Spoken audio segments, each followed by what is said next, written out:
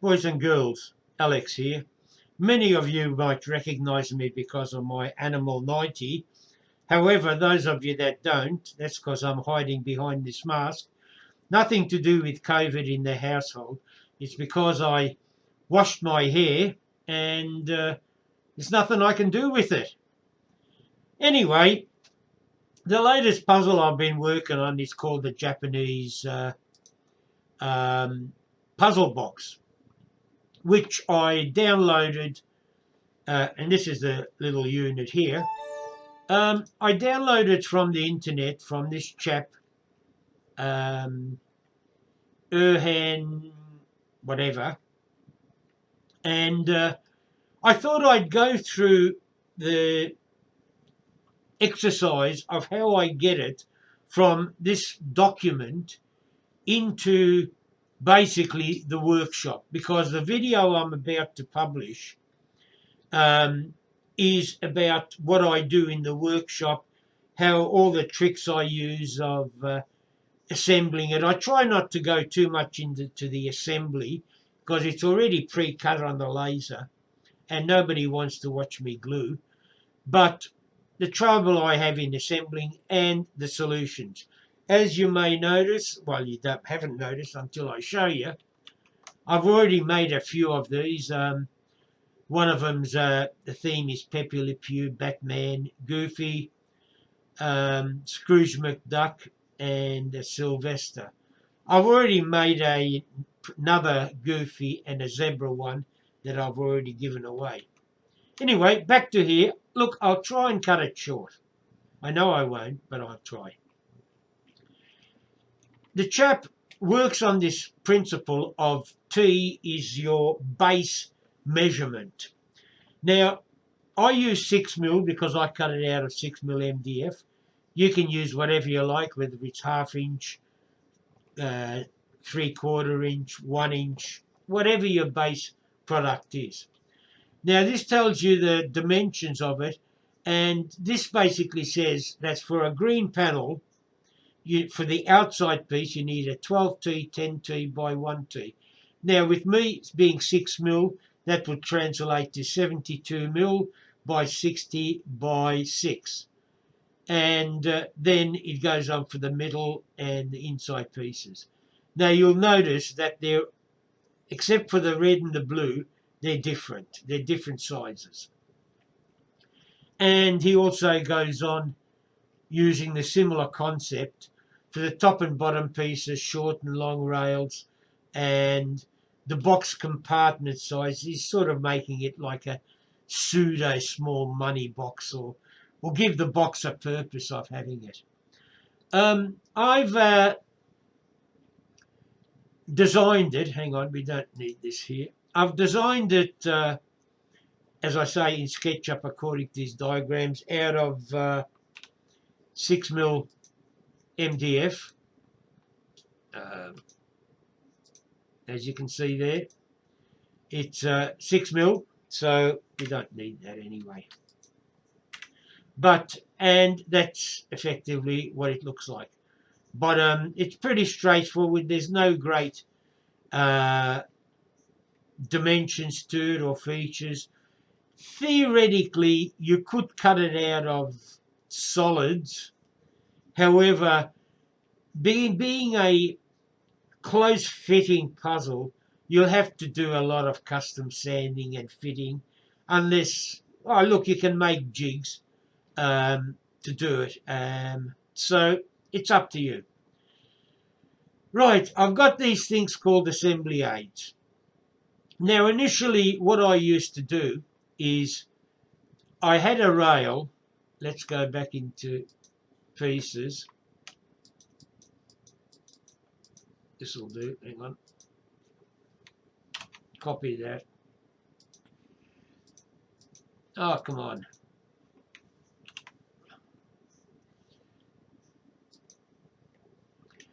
What I used to do is use this little jig to glue, oh come on, to glue these rails into place. Now, bear in mind that these holes wouldn't have been there in the initial cut. and I'd glue that there, and then the other one would, the other sized piece would get glued in there. Oh, come on.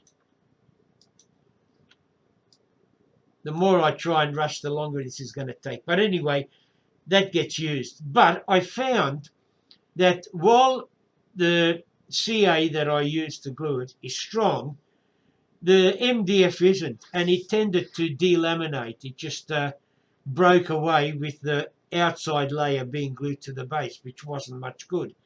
And especially when I was first test fitting it, it might have been tight, too much friction, and it broke. So I changed tack very quickly. Let's get rid of all that. And this piece of jig was initially set up to set up the sides initially. I've since changed tack, and well, I'll show you the actual jig I finished up using. This is the jig I designed. I've actually marked the jig top, jig bottom. You'll appreciate it when I'm doing the assembly, because you start off with the jig being placed with the top up, and then you flip it over. And that's just for the sake of the SketchUp demonstration that it's marked. Okay, here we go. Now, all the sides, as we mentioned, consist of an outside, middle, inside. This arrow indicates that you're to move that piece under it in that way. The next step shows you that that piece has already been moved in. Now, it doesn't have to be up against the jig itself. That is really there to support this next piece when it's moved over there, so it can then rest on that edge, and under there it just sits on top of that. But the reason it has to be there and supported is so you can then apply glue, because bear in mind that bottom piece now is just sitting there loose. You can apply glue and then place the top piece or the outside piece on top of that and glue it down to glue them together. Then you flip the jig over. That's why you've got the jig top, and now you'll find it's a jig bottom. That bottom piece that was loose, now after application of glue on the other side of the middle piece, it gets flopped down. And here we are. And there's the jig glued together.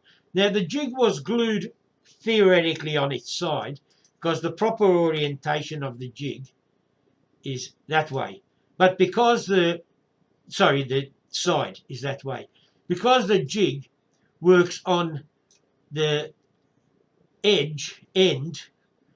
side end, rather than the top, because the other jigs, remember I mentioned to you that I had other jigs that used to align the sides there. I'd have one on that side, one on that side, and another jig on the edge.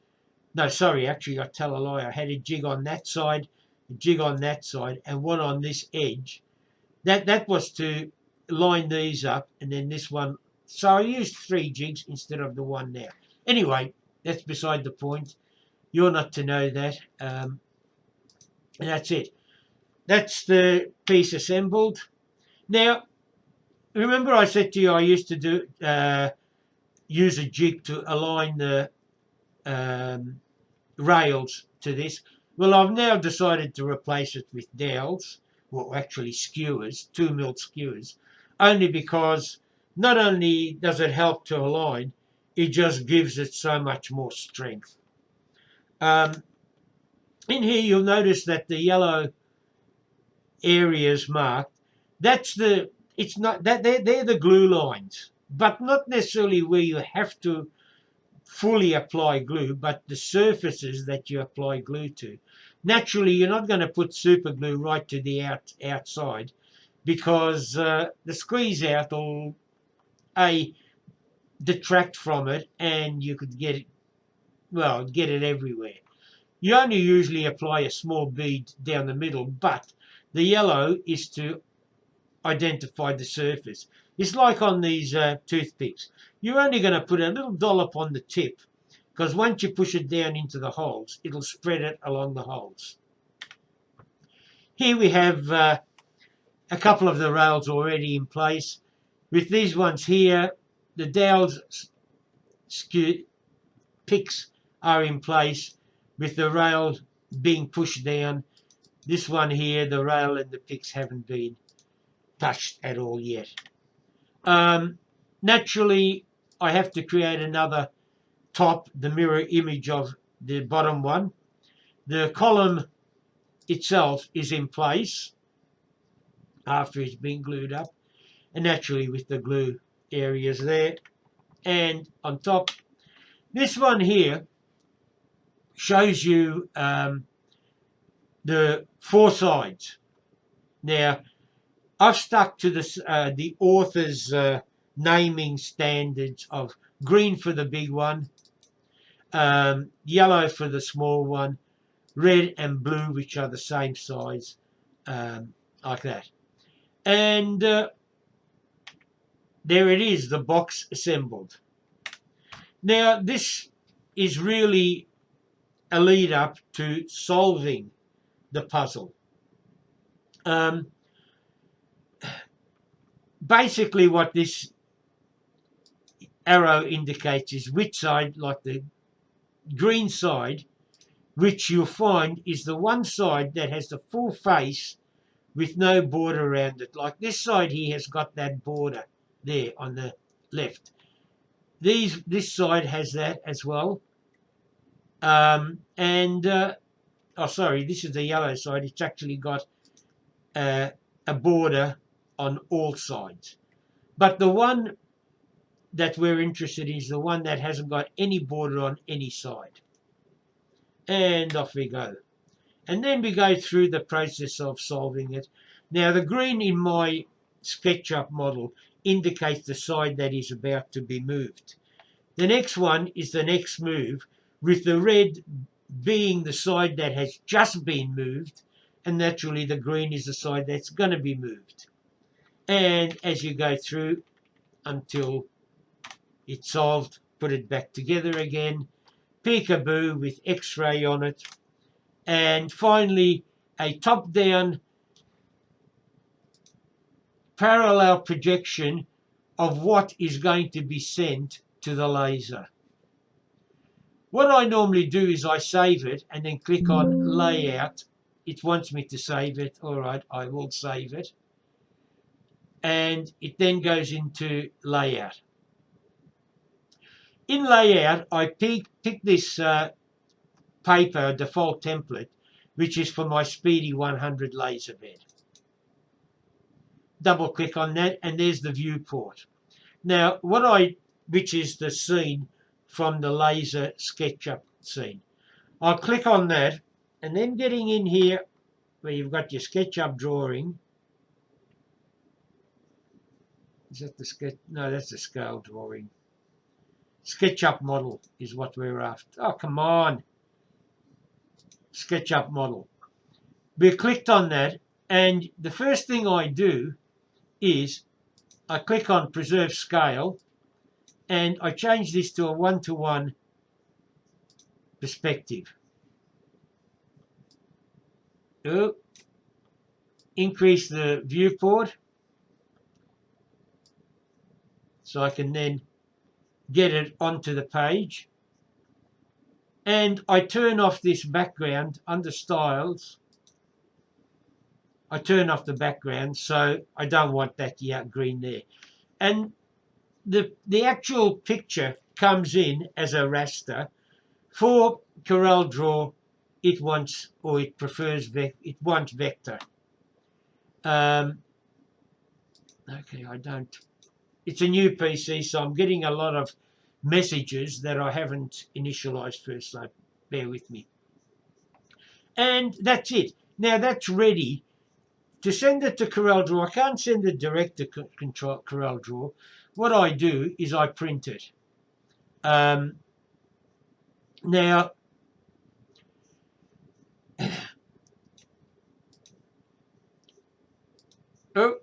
Japanese puzzle PDF, and I'll just call it Fred because I have made changes somewhere and I don't want to corrupt something that already works, but I'll just call it Fred.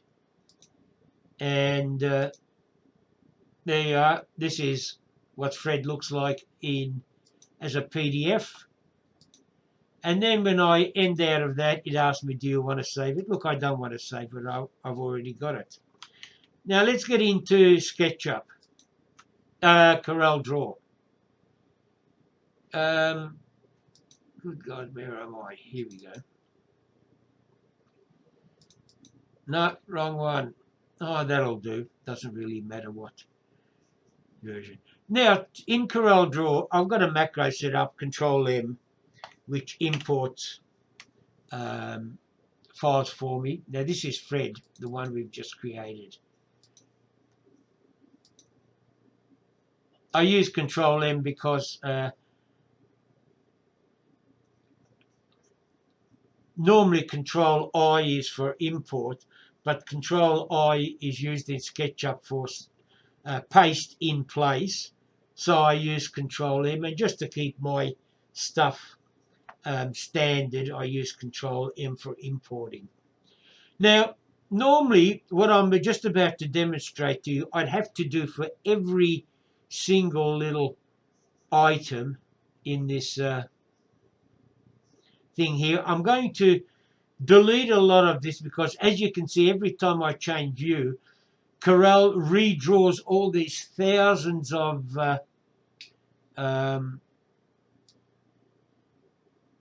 oh, where's that scroll button? Redraws all these thousands of little bits and pieces. And look, oops, that's not what I want. Come on. As you can see, I don't know what any of these are individually, but it might be just a single little segment of a circle somewhere. You know, like if I click on that, you can see there it is. Now, I don't want all that crap, but bear in mind what I'm about to do would be done for the entire import. I'll just delete these so Coreldraw isn't playing around with all this geometry. As you can see, there's a lot of processing in there. Oh, come on. And I'll get rid of all that as well. Now, what you finish up with are these items here. Now, as I said, all previously would be set up with all these black curves or single line black curves, a number of these white open curves and curves with the blanks. And they're the ones I'm after, the curves with the blanks. So I'll get rid of those because, as you can see, each one of these is just a line, straight line. I'll delete those. The white curves are really just colorings. As you can see, that's the coloring there. I don't want those either. What I'm after now are the wireframes that was generated from the PDF, which is hairline, which is what I want for laser cutting. Now, what I would then do is, you'll notice here that if I, hang on, I'll go this way, create another copy of it. Each one of these is a separate rectangle. I cut that out, but when I'm cutting that one out, that inside edges are overcut on from the previous cut. And I don't want it to cut twice because it's just going to expand the curve, more charring, whatever. So what I do is I'll change these to blue so you can get a better view of it. I'll take a copy of this middle one. This is just an idiosyncrasy of Coreldraw. It's not what you would do with every graphics package. Control C to copy it. Then I use this knife tool to cut those out. I hit enter, which highlights what I was originally copying. Delete that, and with a Control V, I'll bring it back in. And now I have got, and I'll convert those to, I'll group those. And now I've got a single pass cut, or single cut pass for that particular thing. And you'll notice I've done that with every single component. It just takes time. Because of those here, I had to actually, you'll find if I pick this one, this is something I've only found out, that if I hold on Control and keep clicking, I can actually percolate or drill down through there. I've done a Control C, Control V. As you can see, I've cut out that adjoining line, and then naturally that one gets copied across. Control D. Oops.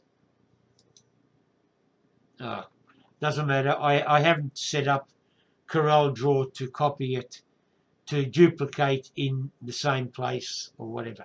Anyway, that's beside the point. Once I've done that, the next step is to send it to the laser, and this is the main part. The size of the cutout is 210 by 280. On the laser, I like to have a little bit of a margin, so I've made the page 212 by 282. Hit print to print the page. Current page. Go to Tratec Engraver. You get your printers list. Select the engraver. Go into Preferences, and you set up the width and the height according to the page here. Then in the material setting, I'll go into wood, and under wood, I've got all these different actions I can take, and this is for 6mm MDF. What this 2E1C means is two passes for engrave and one pass for cut. You only have one cut pass anyway. And multi means that you can have multiple colors in it. I'll show you that in a second. Print. Oh, sorry, complete that. Then you go to print. A little pop-up will come up where I enter in the details of the job I'm about to print, just for later reference. That basically says it's 6mm MDF, JPB for Japanese puzzle box, and the dimensions. Apply that. Pardon me. Here we are. It comes up into Tratec Job Control. If I click on that, that tells you how long it'll take. It actually doesn't take 281 minutes on the blue line, but this is just some calculation it does. Once you actually fire it off, then it'll do the proper maths. Now, in the settings, you'll notice here, I've got material. This tells you all the different types of materials I've got, like jarrah, maple, MDF, pine, plywood. And what this basically means is this is the order of cuts. And the important thing is that you don't cut the outside perimeter out, and if that piece drops, you find that you're then trying to cut an inside shape, and if it hasn't dropped dead flat and maybe skewed a little bit, you're not cutting it in exactly the same spot. So you cut the inside shapes out first before the outside shapes. And this is the order of the cut. Basically, anything that's coloured red will be cut first, then blue, etc. And when you look at the picture of it, you'll see that the reds get cut first, then the dark blue, turquoise, and I don't think I've got any other colours, but then you'd go through the list. And what you would then do, well, what I would do, because the laser is in a different room, I then save this file to whatever I want to save it as. Now, for the engraving part, this will be give you an idea. This is that goofy picture I had that gets engraved onto the green side of that box set. What I have done is one of the jigs that I did make, the one that I made for alignment, I actually use to place this side into the jig, and then I can press the jig right into the corner, and that'll position this in such a way that it's a constant position from the corner.